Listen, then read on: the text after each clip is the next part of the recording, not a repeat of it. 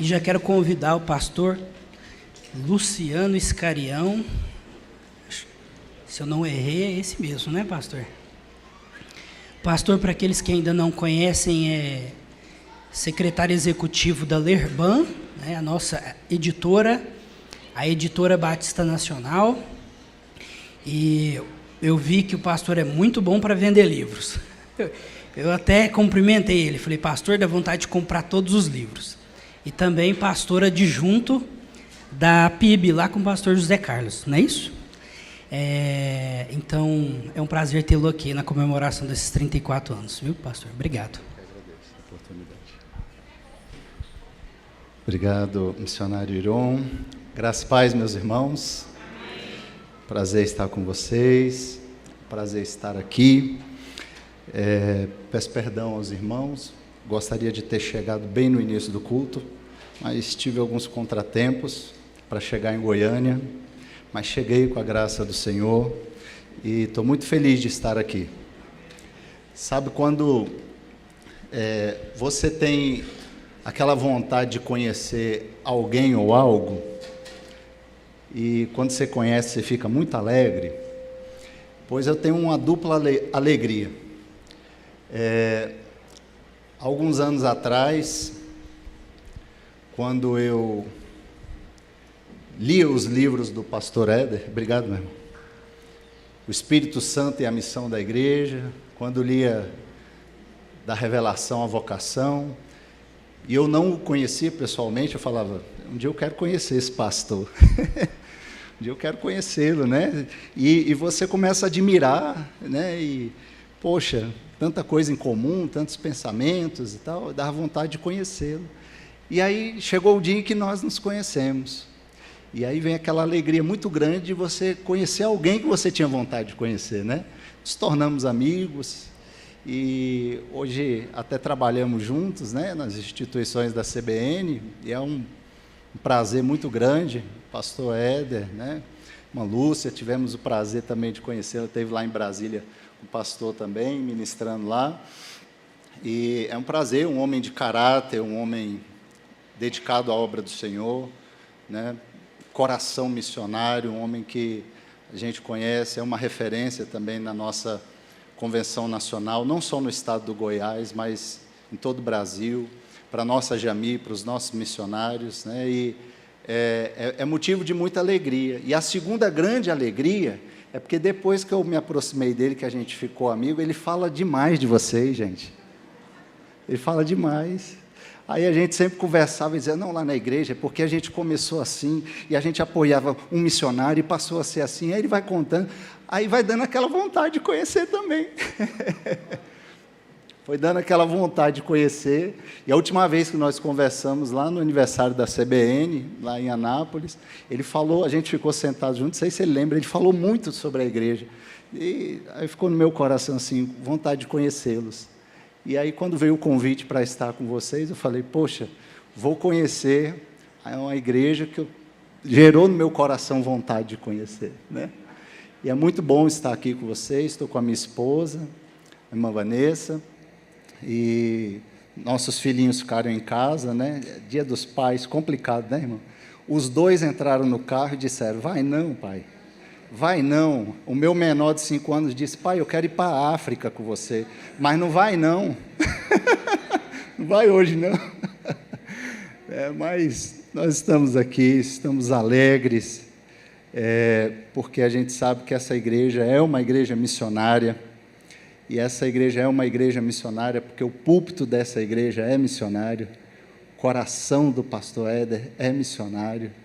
E ontem eu ouvi um pouquinho ontem da abertura, né, e vi quando o pastor Éder falava que há 34 anos, ainda na 4ª igreja, com o pastor Darcy Reis, organizava a Igreja Batista Filadélfia. E ontem à noite, pastor Éder, eu estava com o pastor Darcy Reis, empossando um pastor lá em Brasília, e quem iria dar posse ao pastor era eu, e como ele estava presente, eu chamei o pastor Darcy e falei, pastor Darcy, faça essa oração de posse, né, ao nosso nobre pastor, e ele foi fazer a oração e disse, estava do meu lado, e ele disse, bem perto do pastor, disse, quantos anos você tem, meu jovem? O pastor disse, 40. Ele disse, estou com 85. Significa que você tem 45 anos para fazer um bom trabalho nessa igreja. O mesmo pastor que há 34 anos fez parte da fundação desta igreja. Estava lá ontem dizendo a um pastor jovem que dedicasse ao ministério. Isso é a obra do Senhor. Ninguém detém. É obra santa. Ninguém detém. E eu gostaria de partilhar com vocês a palavra do Senhor no livro de Atos dos Apóstolos, texto muito conhecido, Atos capítulo 2, versículo 42 ao 47. Porque aniversário de igreja é algo muito bom, irmãos. É bom para a gente relembrar a história da igreja, é bom relembrar quem fomos, quem somos e quem queremos ser, né?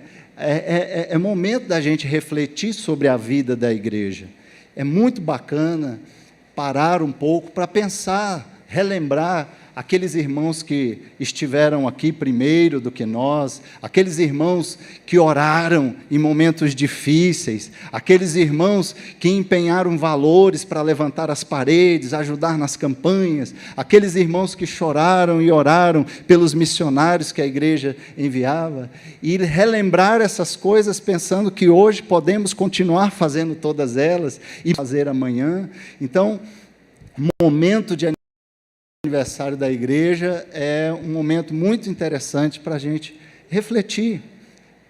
34 anos de portas abertas significa vidas sendo salvas, significa missionários sendo enviados, vidas sendo curadas, tratadas para o reino do Senhor.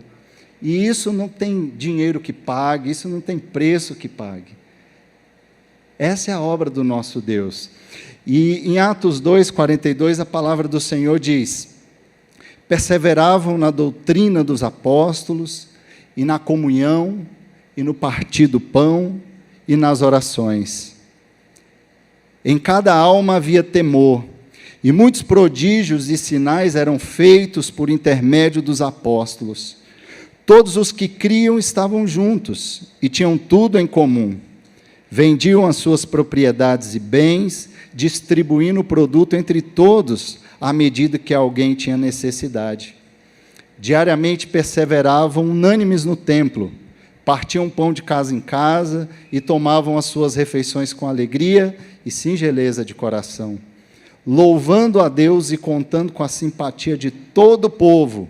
Enquanto isso, o Senhor lhes acrescentava dia a dia os que iam sendo salvos. Meus irmãos, é muito interessante nós olharmos para a igreja primitiva, ou igreja primeva, como você prefira chamar, mas essa igreja aqui, que a gente vê se organizando, somos nós, nos nossos começos. E então, quando a gente se refere muitas vezes, porque lá na igreja primitiva, na igreja de Atos dos Apóstolos, nós estamos nos referindo a nós. Porque se somos igreja de Cristo, nós continuamos essa obra que foi começada por Ele, e que foi, então, passada a incumbência aos seus discípulos, seus apóstolos, até chegar em nós. Essa igreja somos nós, no nosso começo. E é interessante que muita gente, às vezes, usa o texto de Atos dos Apóstolos com muita utopia. Tem coisas aqui que são simplesmente coisas que são temporais, que são específicos para essa igreja, que aconteceram naquele momento, mas tem coisas ali que transcendem o tempo.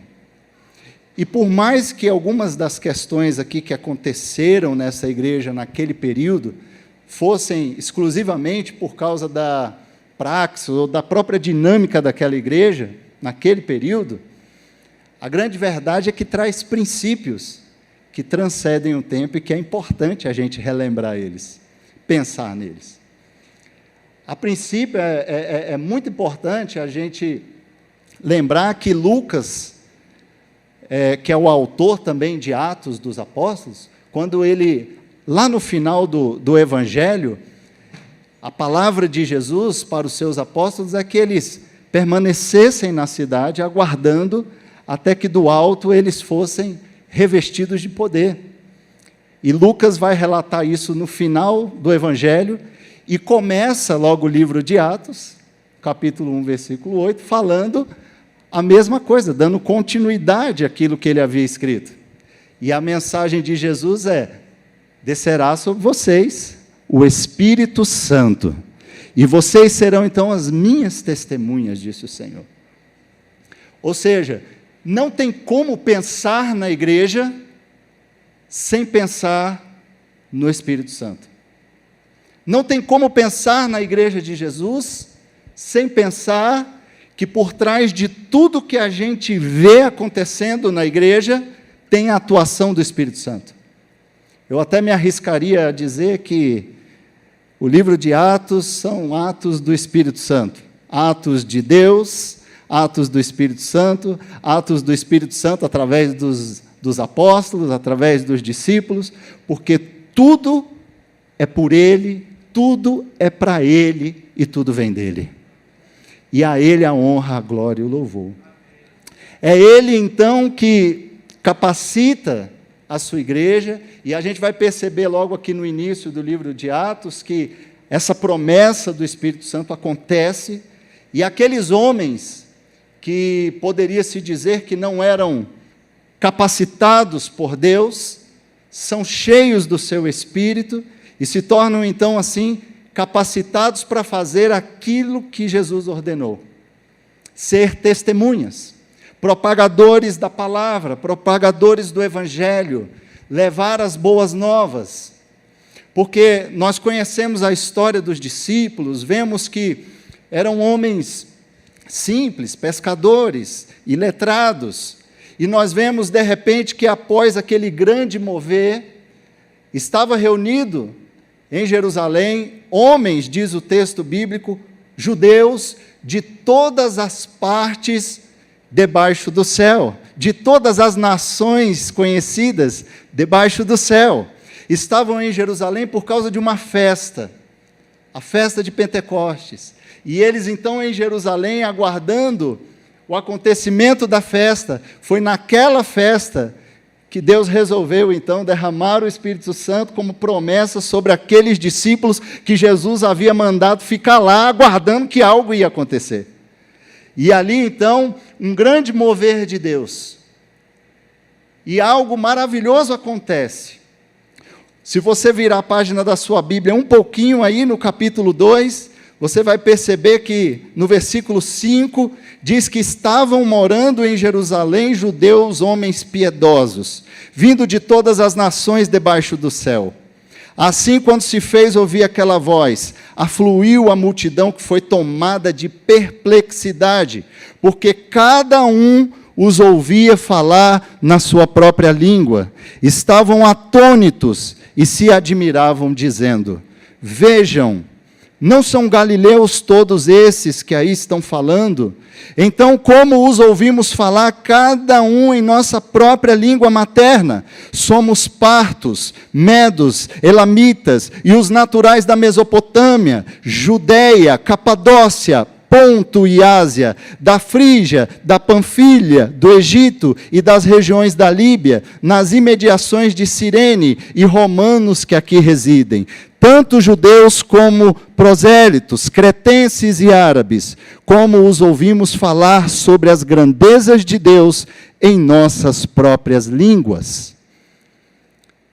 Muitas vezes a gente se pergunta, o que foi que aconteceu ali? Irmão, você sabe qual é a resposta do que aconteceu ali? Milagre. Poder de Deus. As tentativas de explicar a atuação do Espírito Santo é uma tentação que pode nos levar ao pecado da heresia, de tentar explicar demais coisas que não são para serem explicadas, mas para serem vividas. O texto diz que aonde eles estavam dentro da casa, eles viram línguas como repartidas de fogo. Mas do lado de fora, quem estava? Homens de diversas partes do mundo conhecido daquela época, e falantes de dialetos diferentes. Quando ouviam, estavam ouvindo eles glorificando a Deus em suas próprias línguas. Como explicar isso? É milagre, é poder do Espírito Santo. O início da organização da igreja, porque eu não vejo a igreja começando aqui, irmão. Eu vejo a igreja começando quando um vai chamar o outro debaixo da figueira. Venha conhecer o Mestre. Ali a igreja começa. Aqui a igreja se organiza. E se organiza porque um desses homens, que é aquele que a gente muitas vezes mais vê na Bíblia, mais critica, que é Pedro. Como Pedro sofre nas homilias por aí, nas pregações, né, missionário? Como ele sofre, né? Não, porque Pedro negou, porque Pedro rejeitou, porque Pedro era assim, porque Pedro era sanguíneo, porque... E foi esse Pedro. Esse Pedro, então, que agora, cheio do Espírito Santo, vai responder a esses homens que estavam questionando o que estava acontecendo e diz para eles assim: irmãos, o que vocês estão vendo e ouvindo é promessa de Deus, promessa para nós, promessa para aqueles que virão, promessa para aqueles que já passaram, é a promessa de Deus sendo cumprida, a promessa do Espírito Santo, a promessa do poder de Deus. Então ele começa a falar com grande autoridade, que um homem simples como ele não tinha, se não fosse pelo Espírito Santo. E ele começa a falar então, e quando ele termina, aqueles homens viram, e o texto diz que estavam com o coração compungido, estavam com o coração doído, como que transpassado por uma espada. E eles dizem assim: olha, e agora? O que faremos? E Pedro diz: arrependam-se e recebam também o poder do Espírito Santo. A igreja, então, é organizada numa palavra dura, numa palavra de arrependimento, de conversão. E aqueles homens, então, diz a Bíblia que eles se entregam ao Senhor. E naquele dia houve um batismo de quase 3.000 pessoas. Numa única pregação, ao final, um batismo de quase 3.000 pessoas. E naquele momento, então, aqueles irmãos que estavam reunidos se vêem numa situação. E agora? Nós éramos poucos aqui, poucos discípulos de Jesus, agora passamos dos 3.000. Juntando esses quase 3.000, com aquelas testemunhas que estavam no início, falaram: e agora? Como vai ser? E eles tiveram a necessidade, da noite para o dia, de começar a se ajuntar mais, de começar a se organizar mais. E naquele momento, então, o texto bíblico vai dizer para nós como eles viviam, no que eles acreditavam, como era a sua espiritualidade e o que eles estavam experimentando. E eu gostaria de refletir nessa noite com vocês nesses 3 pilares. O que essa igreja acreditava, o que essa igreja vivia, como era a sua espiritualidade e o que eles experimentavam, fruto do que criam e da maneira com que viviam.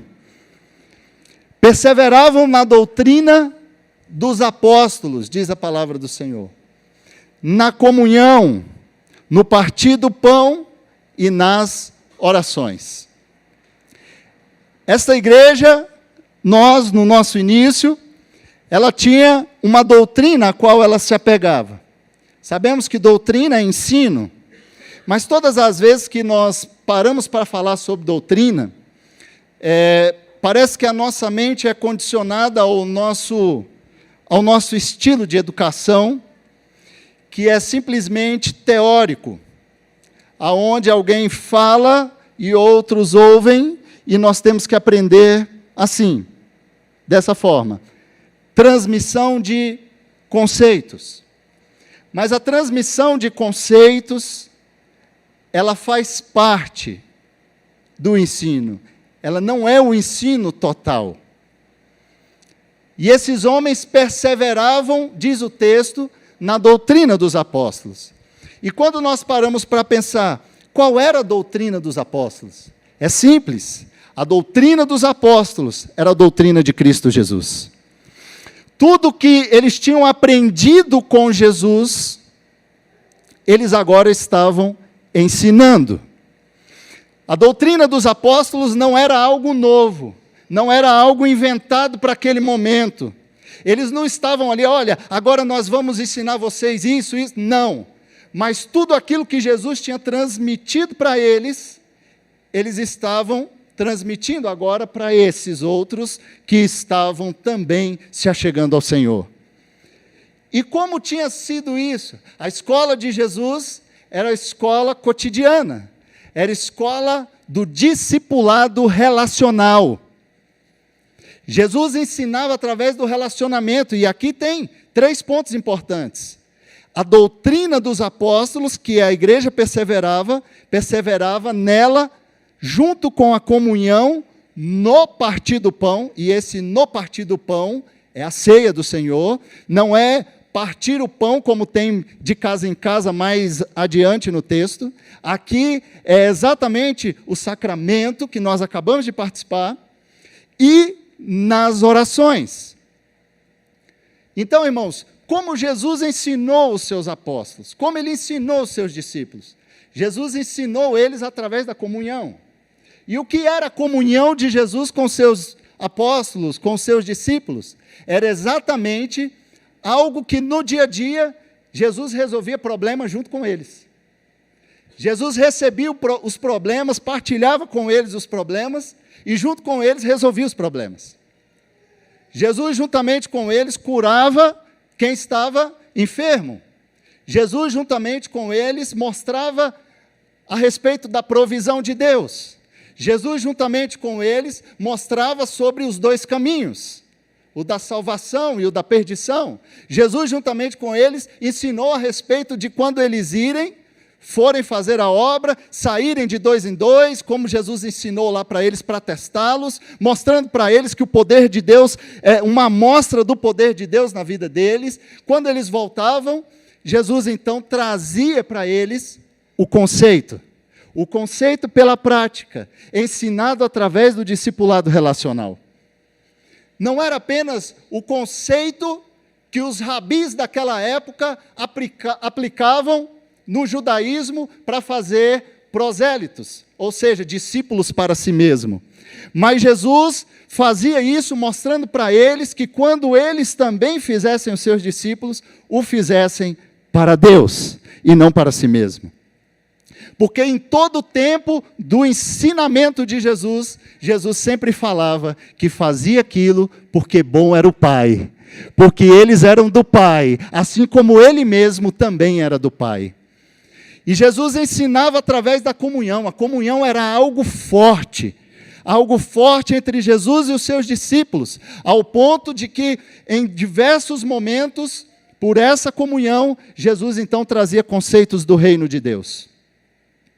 Outra coisa importante foi Jesus instituir também a ceia e mostrar para eles, porque quando Jesus vai fazer aquela ceia da Páscoa, foi a última que Jesus fez com ele, porque Jesus tinha o costume de fazer isso sempre com os seus apóstolos, de cear com ele, de cear com seus discípulos. E Jesus, em todas essas ceias, você pode observar que Jesus sempre trazia um ensino. É próprio da ceia, você vê Jesus falar sobre algo. Falar sobre o reino de Deus, falar sobre traição, como em alguns momentos, você vai ver um ensino de Jesus, mostrando que a comunhão, ela não é simplesmente nós nos reunimos e comermos do pão e bebermos do cálice, mas isso é a celebração daquilo que fazemos todos os dias como igreja. Oramos juntos, resolvemos problemas juntos, ajudamos mutuamente aqueles que são necessitados juntos, choramos juntos, nos alegramos juntos. Essa é a igreja do Senhor, e quando nos reunimos e acercamos a sua mesa, é para glorificar e exaltar o seu nome, porque a sua igreja continua sendo a sua noiva, cumprindo o seu papel. Então Jesus trazia esses ensinamentos e também pelas orações. Momentos de orações profundos que Jesus fazia, Jesus ensinava para os seus apóstolos. Jesus foi orar e deixou eles lá. Quando Jesus voltar, falou: vocês estão dormindo, gente? Vigia, vamos orar. Daqui a pouco Jesus ia de novo, voltava. De novo? Vocês estão dormindo? Vigia, vamos orar. A vida de Jesus era uma vida de oração. E através da oração, Jesus ensinou muitos conceitos importantes para eles. Então, quando a gente olha e pensa, o que os apóstolos, que doutrina é essa que os apóstolos estavam ensinando? O ensinamento de Jesus. O ensinamento que Jesus deu para os seus apóstolos, agora eles transmitiam à igreja. Então, esta igreja estava perseverando no ensino de Jesus. E se nós, irmãos, quisermos saber se continuamos andando e sendo igreja de Jesus, é só darmos uma paradinha e olharmos se continuamos no caminho que ele iniciou, no caminho da igreja de Atos dos Apóstolos, seguindo, andando, é porque continuamos sendo a sua igreja iniciada por ele. Você pode dizer amém? Essa igreja perseverava nessa doutrina. Simples, né, irmão? Simples. E quanta coisa é criada, inventada por aí afora para servir a Deus.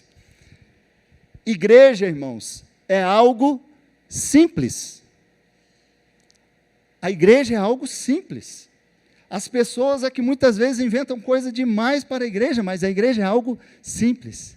E eles perseveravam assim. Essa doutrina que eles perseveravam era aquilo que eles criam, dava a eles características muito próprias, peculiares. A espiritualidade dessa igreja, ela se desenrolava por aquilo que eles acreditavam.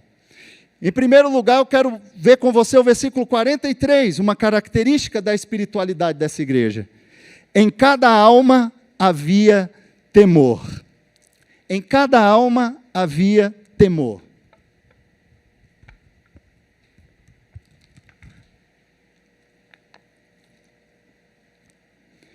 Irmãos, essa igreja ela tinha um profundo senso de responsabilidade pessoal.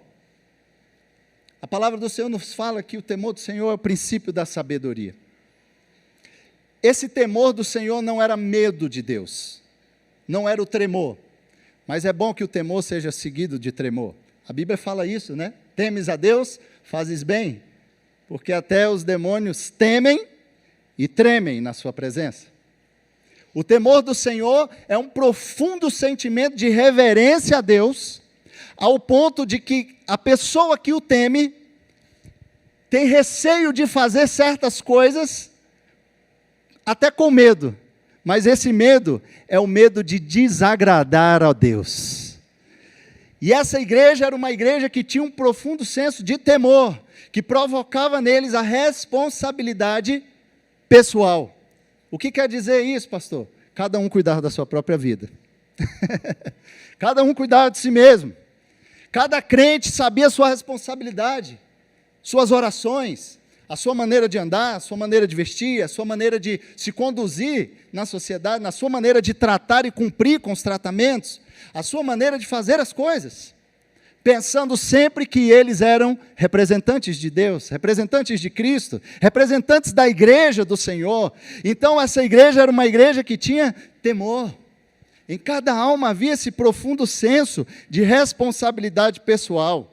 No versículo 44, uma outra característica importante: todos os que criam estavam juntos e tinham tudo em comum.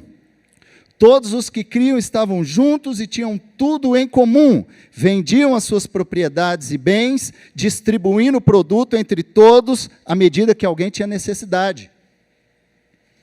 Além da responsabilidade pessoal que cada membro, cada crente possuía, essa igreja tinha um senso de responsabilidade social fora da curva, fora do comum, irmãos. Primeiramente porque essa igreja vivenciou um momento em que viu irmãos, viu pessoas que vieram de diversas partes, como nós lemos, daquele mundo conhecido, de diversas nações, e que se convertem ao Senhor e agora formam esse grupo. Quem eram esses homens? Esses homens tinham na sua localidade, na sua região, no seu país de origem, esses homens tinham uma profissão, trabalhavam, viviam ali, eles tinham que ganhar para comer, de se sustentar, mas agora eles estavam gastando seu tempo aonde? Na comunhão, aprendendo com os apóstolos, estavam reunidos. E o senso de devoção, de comunhão dessa igreja era tão forte, que os irmãos que eram da localidade, e outros demais que tinham posses, alguma posse a mais, e que observavam essas necessidades, eles vendiam espontaneamente o que tinham, traziam para os apóstolos e diziam assim: apóstolos, veja quem está tendo alguma necessidade e agora distribua aí. Está tão bom esse negócio aqui, esse poder de Deus está tão bom, esse negócio está tão bom aqui, não vamos deixar ninguém embora antes da hora, não. Você sabe o que é isso, irmão? A maior estratégia missionária que você pode analisar aqui nesse texto é essa: não deixar representantes de outras nações, de outros povos, irem embora sem que antes fosse completo o treinamento de Jesus na vida deles. Esses irmãos pagaram o preço em espécie para manter essa turma lá, até que eles pudessem receber mais e ter um pouco mais de maturidade, porque esses homens, voltando para todas essas regiões da onde eles vieram, eles voltariam e levariam a mensagem do Evangelho salvador e restaurador do Senhor Jesus Cristo. Eles estavam ali, irmãos, logo no início. O DNA da igreja é o DNA do discipulado relacional, é o DNA do investimento missionário. Eles estavam investindo para que a missão do Senhor se concretizasse. E eles abraçavam esses irmãos com esse senso de responsabilidade social fora do comum. E além disso, o versículo 46 diz que diariamente eles perseveravam unânimes no templo. Partiam o pão de casa em casa e tomavam as suas refeições com alegria e singeleza de coração. Um costume judeu, o costume de estar todos os dias no templo e mais de uma vez no dia. E agora, como eles eram judeus, eles conservaram isso. Aqui nós temos duas situações, temporais. Porque se alguém começar a falar, vende tudo que tu tem e traz para a igreja, tu vai falar, estou fora, vou mudar de igreja. Você vai falar na hora, estou fora, vou mudar de igreja. Exatamente. Era algo específico para o que estava acontecendo ali. Mas o senso de responsabilidade social que eles tiveram é um princípio que nós devemos continuar carregando. Devemos investir na obra do Senhor, ainda que a gente precise botar a mão no bolso e fazer o esforço.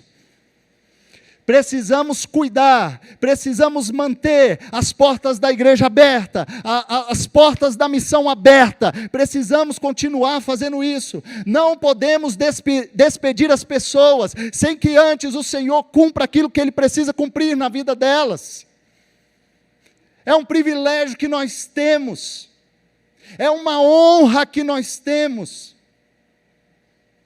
Outra coisa, se o pastor virar e falar para você, olha, irmão, você vai vir todos os dias, 3 vezes ao dia, orar aqui no templo. Pastor, preciso trabalhar.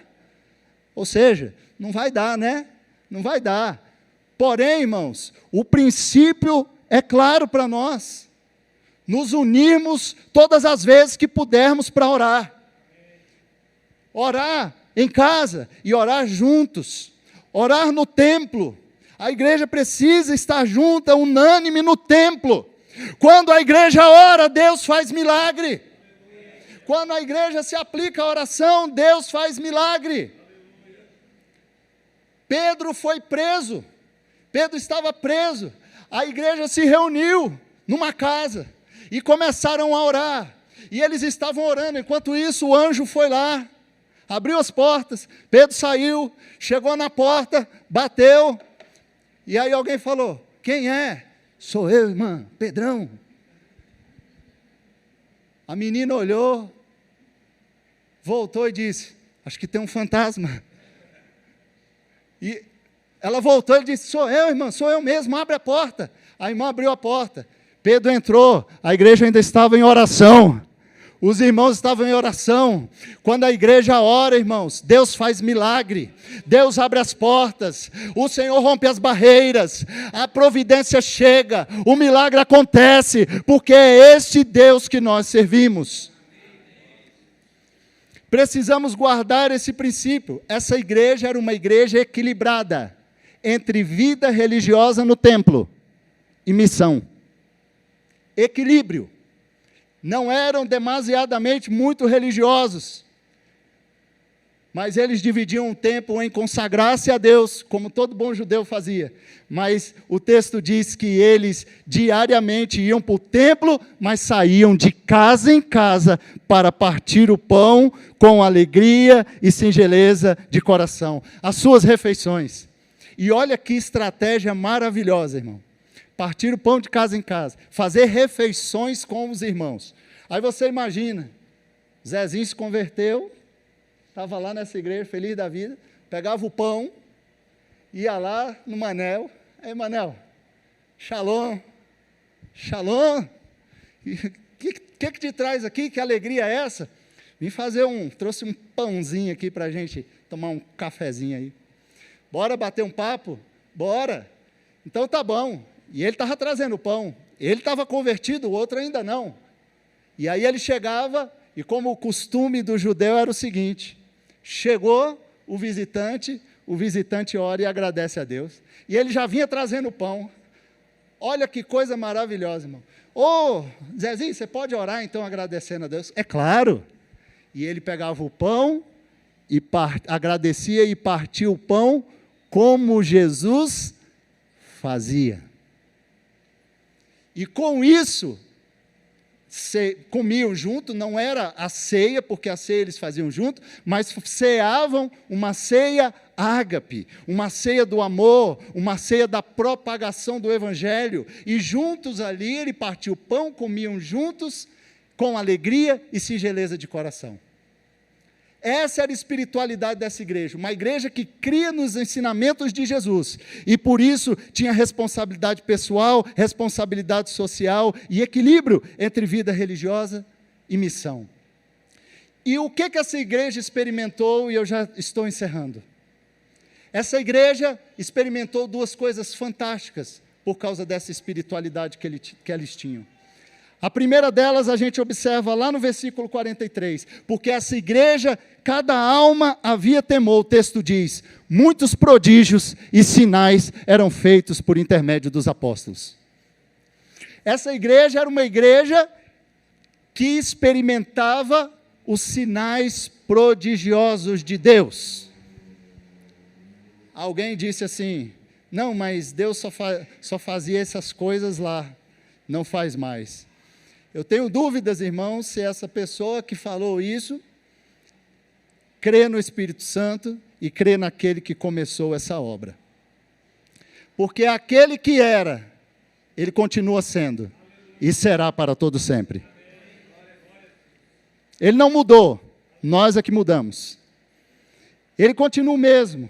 O Deus que fez milagre no Antigo Testamento é o mesmo que fez no Novo Testamento, e é o mesmo que faz hoje na minha casa, na sua casa, na minha vida, na sua vida, né? Na Igreja Batista Filadélfia, na Quarta Igreja Batista, na Igreja Batista Central, em qualquer outra denominação em que verdadeiramente o Senhor Jesus Cristo é o Senhor e Deus. Continua a sua obra. Essa igreja experimentava sinais e prodígios, feitos ali por intermédio dos apóstolos, porque os apóstolos estavam se ocupando de fazer a obra do Senhor. A obra do Senhor é boa, irmãos. A obra do Senhor é maravilhosa. E a obra do Senhor não cansa. O que cansa é a obra do Satanás. É essa que cansa. Final do pastor João Batista, lá daquela igreja que o senhor pegou, pastor Éder, da PIB lá de Ceilândia. Pastor João Batista, certa vez disse assim para mim, assim, pastor Luciano, com aquela calma dele, a obra de Deus não cansa. E eu disse, sim, pastor, tinha muito prazer em ouvi-lo, né? Sim, pastor. A obra de Deus não cansa, o que cansa é a obra do Satanás. Eu subo no púlpito e prego a melhor palavra para a igreja edificada, a igreja fica fervorosa, é uma grande bênção de Deus. Mas quando eu desço, a irmã vem correndo e diz: pastor, o meu marido está separando de mim. É a obra do Satanás. Começa a canseira ali. Começa a canseira ali, pastor. Aí são horas e horas de oração, de luta, ouvindo e tenta resolver. Mas no final, Deus sempre dá a vitória, porque a obra é dele. Deus quer fazer milagres ainda. E Ele quer usar eu e você para isso. Porque a igreja é dele e guiada pelo seu Espírito. A segunda coisa que essa igreja experimentava, e de forma grandiosa, louvavam a Deus, versículo 47, contando com a simpatia de todo o povo. Enquanto isso, o Senhor lhes acrescentava dia a dia os que iam sendo salvos. A espiritualidade dessa igreja era algo tão fantástico, que se desenrolava pelo que eles acreditavam, que só por eles viverem assim, eles atraíam pessoas. As pessoas tinham prazer e queriam estar lá. Sabe aquela coisa gostosa, irmão, quando você chega assim na igreja, você fala: não quero ir embora mais, não, é aqui mesmo. Achei meu canto, eu estou no meu lugar. Você se sente em casa, você fala: meu Deus, é aqui mesmo, aquela alegria no coração. Era isso que estava acontecendo. A igreja, se você observar, não precisava de esforços tão grandiosos, de estratégias tão mirabolantes para ganhar vidas, para fazer a obra missionária. Não, simplesmente o discipulado relacional, o evangelismo intencional. Eu vou na casa dele, eu vou fazer um lanche com ele, e lá eu vou falar do amor de Jesus. Eu vou lá, e com isso contava com a simpatia, irmão, preste atenção, não é antipatia, é simpatia. O povo olhava para a igreja e dizia: rapaz, é tão bom falar com esses irmãos aí, com esses aí da nova religião, com esses aí do caminho, é tão bom falar com eles. Que alegria que eles têm, alegria que o judaísmo não proporcionava para eles, mas que o cristianismo vivo de Jesus e do Espírito Santo proporcionava ao coração desses homens, de certa forma que transbordava, e os outros queriam saber também como era isso. E simplesmente pelo fato deles quererem estar juntos uns com os outros, de proporcionar que outros fossem preparados, treinados, de sair de casa em casa, de adorar a Deus, de ter responsabilidade pessoal, responsabilidade social, equilíbrio entre vida religiosa e missão, e acreditar na palavra de Jesus, Deus ia acrescentando dia a dia os que iam sendo salvos. Isso aqui não é o prato cheio que alguns usam por aí para dizer que Deus é quem tem que evangelizar. Quem tem que evangelizar somos nós, irmão. Quem tem que pregar o evangelho somos nós. O privilégio que nós temos e que os anjos gostariam de ter, mas foi dado a mim e a você. Mas eu quero te dizer que evangelizar, que dar continuidade na igreja, de fazer o discipulado relacional, não pode ser uma coisa pesada para nós, mas é algo leve, porque está no DNA da igreja, está na nossa origem, está na nossa formação. Nós já fomos formados assim, irmão, espontaneamente. Você tem tudo o que você precisa para fazer essa obra. Você tem a palavra de Deus ao teu alcance, e você tem o Espírito Santo de Deus habitando dentro de você. E Ele quer te usar para mais 34, 40, até que Jesus volte. A Igreja Batista Filadélfia vai continuar estendendo as suas tendas até os confins da terra. Se você crê nisso, diga amém. Amém. Que Deus abençoe, meus irmãos. Agradeço, pastor Ed, essa riquíssima oportunidade de estar aqui com vocês. E eu gostaria só que você curvasse a sua cabeça nesse momento. Muito obrigado, Senhor, por essa palavra simples, mas poderosa do Senhor. Não é minha palavra, mas é a tua palavra. Obrigado, Senhor, pelos 34 anos da Igreja Batista Filadélfia. Obrigado pelas pessoas que aqui passaram. Obrigado pelas pessoas que labutaram nesta obra, que choraram, que oraram. Obrigado por aqueles que estão aqui desde o início e continuam fiéis.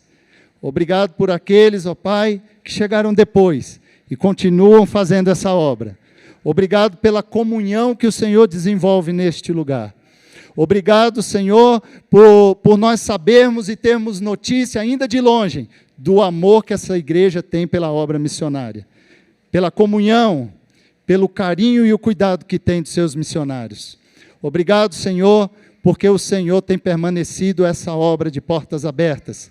Tu tens sido sustentador e tem acrescentado dia a dia aqueles que vão sendo salvos. Obrigado por todos que aqui estão, por todos que serão enviados para continuar essa obra em outros lugares, por todos aqueles que aqui trabalharão, sendo usados poderosamente pelo Espírito Santo, por todos que já são.